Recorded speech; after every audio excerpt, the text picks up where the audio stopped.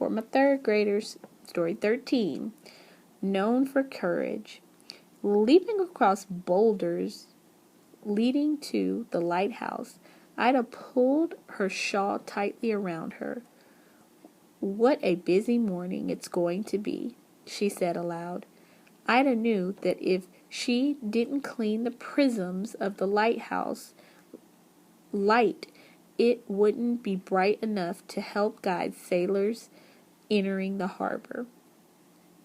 When she reached the small lighthouse, Ida pulled open the heavy door and stepped out.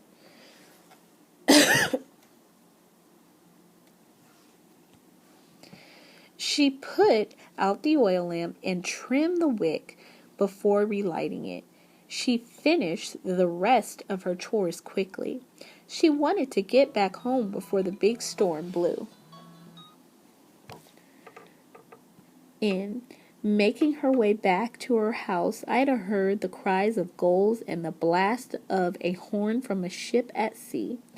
As the hours passed, the day became gray and bleak. A frosty chill settled on the island. The wind grew more forceful. Outside, Ida had moved her chair closer to the fire and picked up her mending basket when she heard a voice cry, "Help! Someone's drowning!"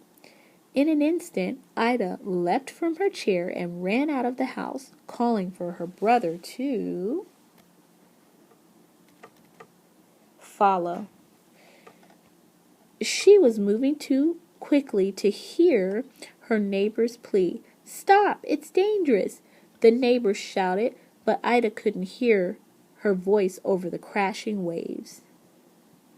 Seconds later, she was rowing the boat through choppy seas. Even though her arms were strong from years of rowing back and forth to the mainland, Ida had to struggle to keep the boat on course. Halfway out, a huge wave crashed into the bow, causing the boat to tilt to one side. Ida barely noticed the wave or the water at her feet. Instead, she held her gaze on the two men bobbing in the water ahead.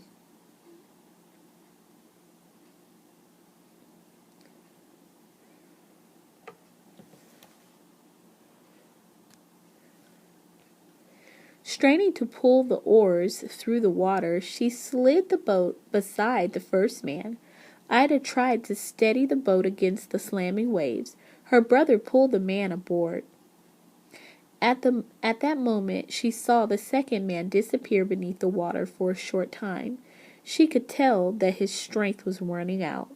Minutes later, the second man who was safely in the boat, man was also safely in the boat, and Ida turned the boat towards shore. The two men, gasping for air, tried to thank Ida and her brother for saving them. "What would you do if you saw someone drowning?" she said calmly.